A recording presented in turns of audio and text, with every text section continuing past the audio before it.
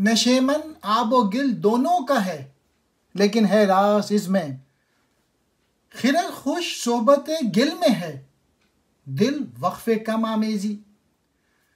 मुझे देख और कोई हिंद में देखा नहीं तूने, बरहमन ज़्यादा जाने रमज़े रूमी रमज़े तबरेज़ी। अक्लो दिल दोनों का ठिकाना यही आबो गुल की दुनिया है, मगर ना जाने इसमें क्या राज है कि अकल को ये ठिकाना ज़्यादा पसंद है, मगर दिल इससे अलग थलग रहता है। मुझको देख लो कि मेरे अलावा पूरे हिंदुस्तान में कोई और बरहमन ज़्यादा ऐसा ना मिलेगा जो मौलाना रोम और तबरेज़ के ऐसे सूफियाना रमूज से वाकिफ़ हो। अल्लामा इकबाल कह रहे हैं कि दोनों का घर पानी और मिट्टी में है, यानी दोनों इस खाक के पुतले इंसान के अंदर हैं।